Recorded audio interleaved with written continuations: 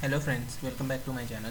So today we are going to discuss problem B, minimum product from the Codeforces round 667 division 3.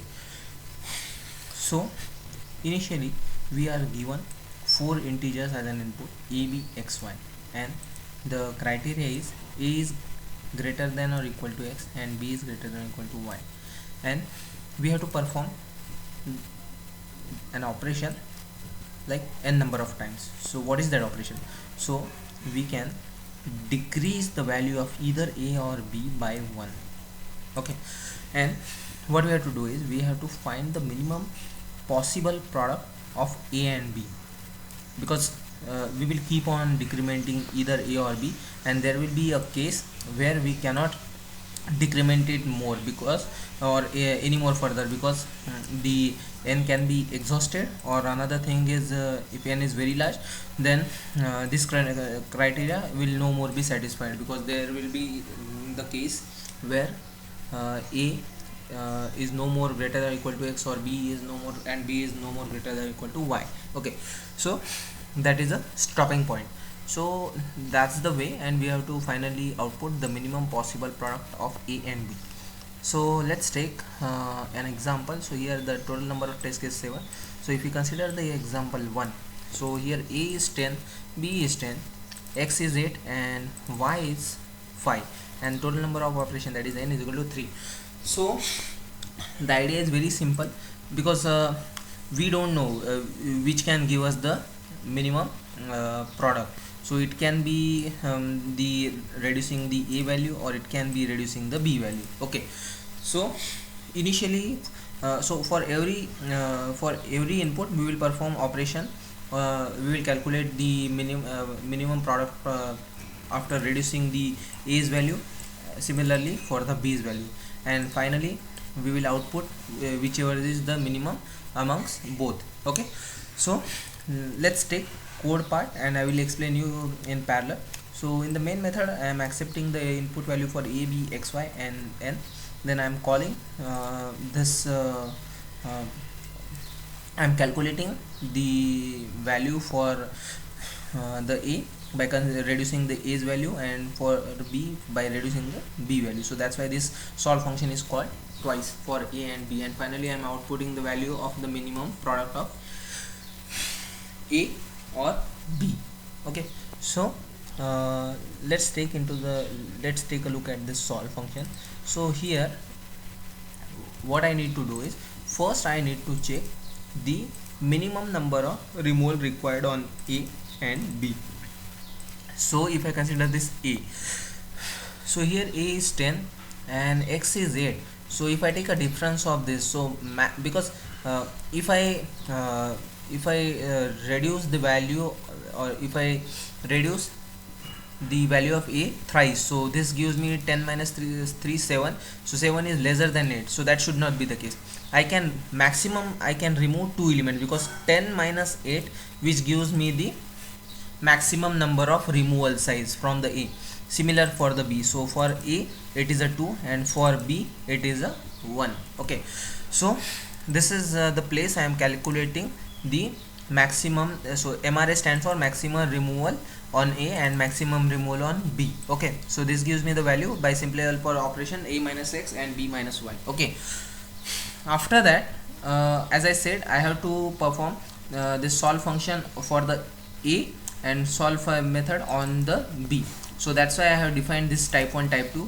For a it is a 1, and for b it is a 2. Okay, so when type is equal to 1, then it will go inside this if condition, otherwise it will go inside this else condition. Okay, so let's take look at the if part first. So for example, here if you consider the value here the maximum removal we can perform, 10 minus 8 is 2. So 2, is it greater than n? So n is 3. So no, it is a lesser value. So what I need to do is, I need to find out the difference. So 3 minus 2 is 1, because I can remove maximum elements 2 from my a element. So a becomes 10 minus 2 is 8. So now a value is 8, and for the b, So to get so because when we, so n is 3 and the maximum removal on A can be 2, so 3 minus 2 1, so residue is 1, so 1 I need to subtract it from the B value. So that's why this B minus D is case. But for one of the test cases, you can notice here the n value is very larger and other values are very smaller. So in this case what we need to do is, if the value for the residue or the difference or left value is lesser than the maximum removal required, then it is straightforward, V minus D. But if this value is greater than that and the maximum removal required on B is lesser, so in that case we can cannot go into the negative side. So that's why we have to subtract only maximum of B. Okay, so that's why this B minus maximum removal on B operation is performed over here. Okay, so this is a slightly I would say complex case.